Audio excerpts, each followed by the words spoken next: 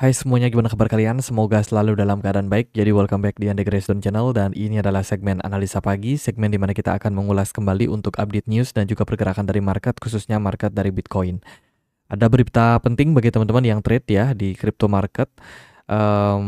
Kita akan coba untuk bahas. Jadi video ini dibuat tanggal 31 Juli 2025. Pembahasan kita akan mulai dulu dari kalender ekonomi terlebih dahulu.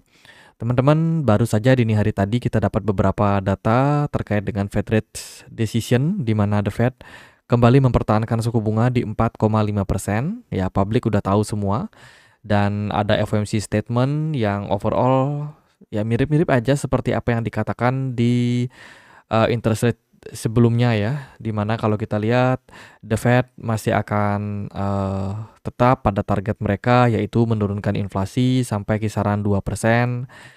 Kemudian dual mandate, di mana The Fed akan memaksimalkan penyerapan tenaga kerja dan juga sembari tetap membuat harga tetap stabil gitu. Dan ya itu sih, ini overall apa statementnya The Fed itu sama aja seperti yang sebelum-sebelumnya gitu. Tapi ada press conference di mana The Fed ini Jerome Powell itu sempat ditanya apakah mana tuh pembahasannya. Ya pokoknya The Fed sempat ditanya dalam press conference apakah ada kemungkinan mereka akan pangkas suku bunga di bulan September, dan The Fed bilang ya kami akan mengambil keputusan ke depannya gitu. Jadi artinya lihat aja datanya ke depannya seperti apa gitu. Jadi secara tersirat tidak ada pernyataan resmi dari The Fed bahwa mereka akan memangkas suku bunga di bulan Juli. Nah, di bulan September, sorry ya, tanggal 18 September. Nah, itu langsung bikin market kayak shock teman-teman, and then ya ada sedikit koreksi yang terjadi pada Bitcoin, kalau nggak salah itu sampai di 115 ribuan something ya. 115.900. Ketika Powell ditanya seperti itu dan jawabannya seperti itu, ya langsung marketnya merespon negatif. Dan kalau kita lihat pada pertemuan FOMC di 18 September nanti ada interest rate decision, persentasenya sudah berubah. Ya, kemungkinan The Fed lebih besar untuk menahan suku bunga di 4,5%. Wow,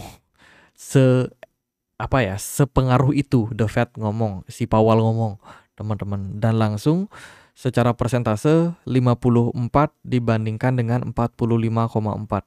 Jadi ini jelas di bulan September 2025 nanti kemungkinan The Fed masih bisa mempertahankan suku bunga lebih besar dibandingkan dengan memangkasnya. Wow. Ini menurut saya sebuah sinyal yang negatif untuk pasar. Kemudian kalau kita lihat dari total yang kena liquid di posisi long kemarin itu sampai dengan 347 juta US dollar, dengan short liquidation 71,67 juta US dollar. Totalnya ada di 400 juta US dollar kena likuidasi di futures market. Ini udah yang paling tinggi sejak 3 hari terakhir.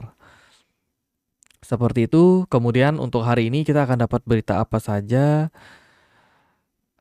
Hari ini kita akan lanjut dapat beberapa berita penting. Dari Cina akan ada data manufacturing and non-manufacturing PMI jam 8:30 pagi. Kemudian dari Bank of Japan akan rilis data interest rate decision, keputusan suku bunga jam 10 pagi nanti. Dari Amerika Serikat akan rilis data PCE Price Index dan juga Core PCE Price Index, data terkait dengan inflasi ya. Forecast menunjukkan core-nya di 2,7, sementara untuk PCE Price Index diprediksi bakalan meningkat dari 2,3 menjadi 2,5. Kita akan nantikan seperti apa data PCE nanti, apakah ini sanggup membuat market kembali merespon negatif. Gitu. Forecast-nya cenderung naik. Untuk data kemarin ada data GDP dari European Central Bank. Kalau kita lihat ya kondisinya aman. GDP dari Uni Eropa terbilang masih ya lemah ya, belum ada penurunan yang signifikan kembali. Sementara dari Amerika Serikat kemarin rilis data GDP overall masih cenderung baik. Dolar kemarin menguat ya. Kalau kalian perhatikan mana chart dolar, indeks dolar.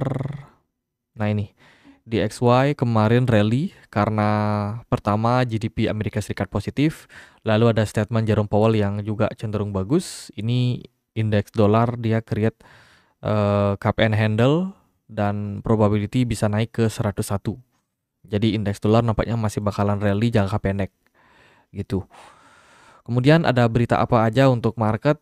Teman-teman, kita mulai dulu dari ini ETF ya, ETF spot Bitcoin di perdagangan kemarin masih mendapatkan inflow tapi sangat kecil, 79,98 juta US dollar. Sementara dari Ethereum spot ETF inflow-nya meningkat tipis di 218 juta US dollar. Gitu, masih ada inflow buat Ethereum spot ETF. Si Rusia juga kemarin itu kena sentil dari Trump karena katanya Rusia masih melakukan serangan untuk Ukraina gitu, dan katanya Amerika Serikat pengen Rusia segera menyudahi hal tersebut sampai dikasih waktu sampai 10 Agustus kalau nggak salah ya. Nah, India dikenakan tarif penalti tambahan 25% karena ya, India kabarnya kerjasama atau mensupport apa yang dilakukan oleh Rusia, kurang lebih kayak gitu. Katanya Trump stop the killing in Ukraine. Itu pernyataan dari si Donald Trump. Tadi saya bilang Powell ya Donald Trump maksudnya. Kemudian JP Morgan berpartner dengan Coinbase untuk membuat pembelian kripto menjadi lebih mudah. Ini adalah kolaborasi yang bagus dari exchange dan juga perbankan besar. Lalu ada negara Algeria dikabarkan ban activity kripto. Semua aktivitas kripto di ban di Algeria. Ini berita negatif buat kripto, buat Bitcoin. Ada berita bagus dari salah satu perusahaan ride di Turki ya. Perusahaan ride itu kayak ojol gitu ya, teman-teman. Jadi nama perusahaannya adalah Marti, di mana dia announce akan menjadikan Bitcoin sebagai treasury-nya. Alokasinya lumayan besar, sebanyak 20% untuk treasury strategi perusahaan dari Marti. Ini juga disampaikan langsung oleh pemimpinnya, August Alper Oktem. Di Marti, kami telah memutuskan untuk menginvestasikan 20% dari cadangan kas kami dalam bentuk kripto. Kami memulainya dengan Bitcoin. Oke, berita yang bagus. Kemudian dari Korea ada berita di tengah gelombang stablecoin, Bank Korea bentuk divisi aset virtual untuk mengatur ulang kantor mata uang digitalnya. Jadi digital stablecoin yang ada di Korea ya, itu saat ini sedang mendapatkan penanganan terkait dengan regulasi yang lebih baik. Berita datang juga dari dalam negeri. Aturan pajak baru Republik Indonesia untuk kripto akan berlaku di bulan Agustus mulai dari tanggal 1. Jadi teman-teman, menurut peraturan Menteri Keuangan PMK nomor 50 tahun 2025 ada beberapa mekanisme pengenaan PPN terbaru ya. Pajak pertambahan nilai. Pajak pertambahan nilainya ini di atas aset kripto itu dibebaskan. Namun saat ini tarif PPh itu mengalami kenaikan. PPN-nya dibebaskan, PPh-nya dinaikkan. Kalau kita lihat dari sini jumlah tarif yang dikenakan yaitu adalah di 0,21% untuk PPh. Padahal sebelumnya itu di peraturan Menteri Keuangan nomor 68 2022 itu tarifnya cuma 0,1%. Jadi ada peningkatan 0,11% untuk tarif, teman-teman. Kemudian bagi kalian yang trading dengan exchange luar itu juga dikenakan tarif yang sangat besar, yaitu sebesar 1% dari nilai transaksi aset kripto kalian. Tarif ini berlaku untuk platform yang tidak terdaftar di Bapepti dan berada di luar negeri. Sebelumnya berapa ya? 0,21 ya kalau nggak salah, atau berapa. Nah sekarang tarif yang terbaru itu 1%. Jadi bayangin teman-teman trading dikenain pajak 1%. Itu jadi lumayan besar menurut saya. Dan kalau melihat hal yang sudah seperti ini, mungkin hari ini kesempatan teman-teman untuk yang pengen yang masih pengen trading ya save di crypto exchange lokal hari ini. Itu teman-teman bisa masukin ke exchange lokal yang sudah terdaftar. Mungkin teman-teman yang masih pengen trade di exchange luar masih oke menurut saya, cuman kayak harus dibatasi aja, dikurangi jumlahnya. Kayak gitu. Karena ini peraturan lumayan membebankan kalian dari segi pajak. Apalagi kalau kita trading kan nggak pasti untung ya. Bisa aja kita trading karena kita salah prediksi akibatnya loss, itu juga masih akan tetap dikenakan pajak. Oh ya, untuk tambahan juga, pajak yang dibebankan oleh pemerintah Indonesia ini itu di luar daripada pajak yang dibebankan exchange luar di negara mereka. Jadi contoh nih, misalkan teman-teman pakai exchange A. Exchange A ini exchange luar yang sudah terdaftar di Amerika Serikat. Nah, di Amerika Serikat itu kan kena pajak tuh, teman-teman. Kalau teman-teman melakukan trading di exchange luar yang kena pajak, teman-teman tetap dikenakan pajak juga di Indonesia. Gitu. Jadi pajaknya double teman-teman bayar. Maka dari itu exchange luar kayak crypto.com, terus kayak Coinbase ya, itu menurut saya tidak akan bagus kalau teman-teman pakai untuk warga Indonesia gitu, karena pajak yang kalian bayarkan itu double. Teman-teman bisa name it lagi exchange apa yang terregulasi di luar negeri dan teman-teman bayar pajak di sana, itu teman-teman harus ignore gitu, harus diabaikan, dan ya better untuk save di exchange lokal. Exchange lokal yang saya pakai 5 tahun lalu sampai sekarang yaitu Toko Kripto, saya masih pakai ya. Buat teman-teman yang tertarik, teman-teman bisa dapat diskon fee trading sampai 30% kalau teman-teman pakai Toko Kripto jika daftarnya pakai kode referral yang aku sediakan di kolom deskripsi ya, atau bisa daftar dengan link yang aku sediakan di kolom deskripsi juga gitu. Jadi ini cara untuk mengurangi dampak pajak yang dibebankan kepada kita.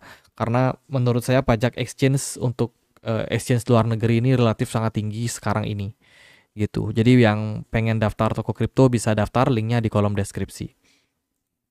Itu ya. Dan untuk penerimaan pajak menurut portal Islam, ini aku ambil dari websitenya langsung, itu pajak aja sekitar 2.189 triliun ya. Ini pendapatan negara ya dari hasil pajak, itu mayoritas dibandingkan dengan penerimaan pajak dari sektor lain. Gimana ya, Indonesia negara kaya tapi sektor yang paling banyak menyumbang itu adalah pajak. Oke, kita lihat dari berita yang lain, ada dari Zora Coin mengalami lonjakan secara apa namanya, supply koin itu dia meningkat drastis, tapi penggunaan koin juga meningkat sangat signifikan. Ini menunjukkan bahwa aktivitas trading di jaringan dari Sora ya ini masih bagus-bagusnya sampai sekarang ini.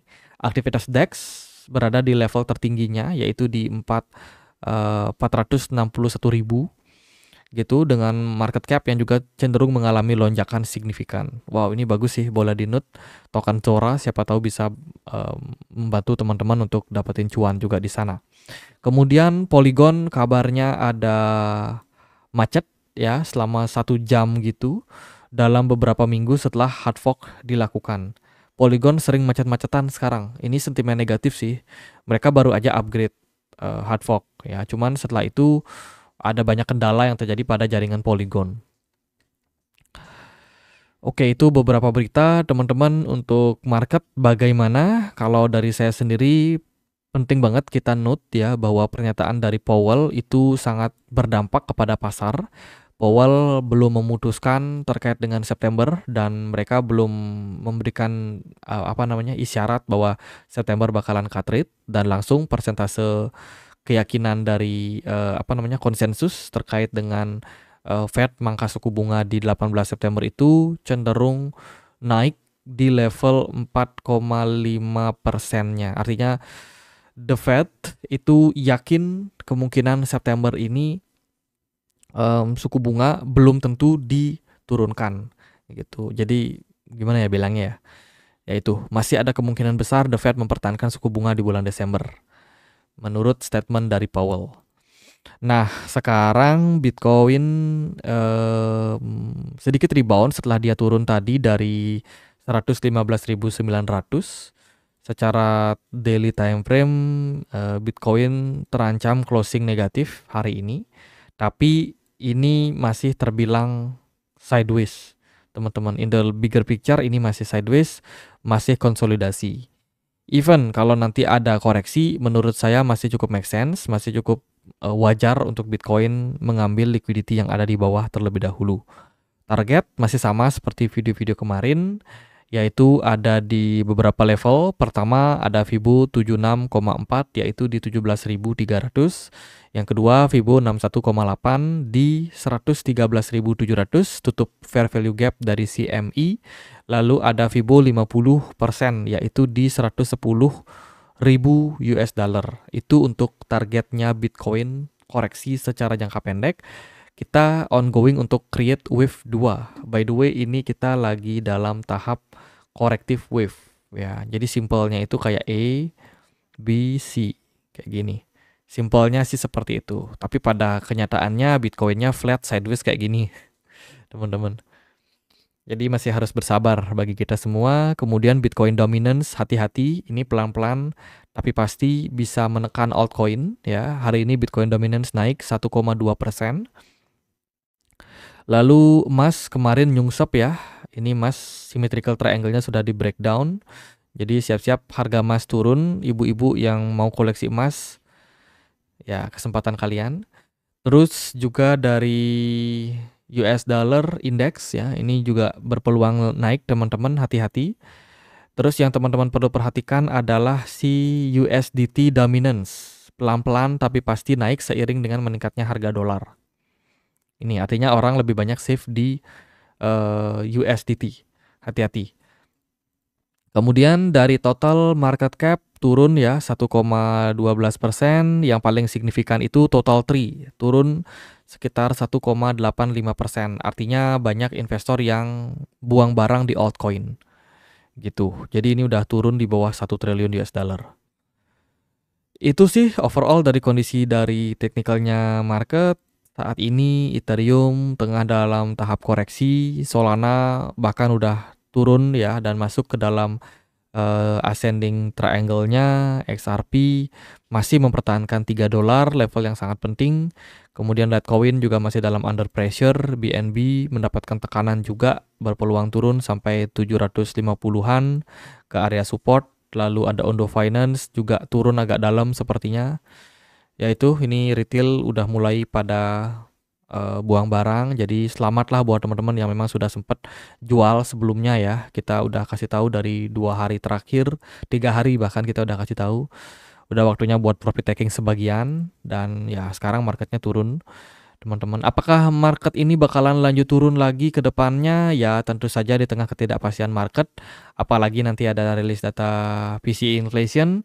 Yang mana kalau data PCE inflation ini naik seandainya ya, itu akan menekan juga harga dari Bitcoin kembali lebih turun dengan indeks dolar yang bakalan meningkat gitu. Kemarin memang S&P 500 turun, Bitcoin juga mengalami koreksi. Jadi koreksi ini sudah disampaikan cukup lama dan memang udah sewajarnya untuk koreksi terlebih dahulu. Target saya sih masih tetap sama. Setelah koreksi wave 2, progress untuk Bitcoin running ke wave 3 dan wave 4, wave 5 ini masih akan cenderung terbuka ke depannya. Jadi kita ongoing untuk create wave 2 dan menanti wave 3. Wave 3 ini paling panjang dibandingkan dengan wave yang lainnya. So manfaatkanlah kesempatan koreksi ini buat kembali akumulasi, especially sementara Bitcoin dulu.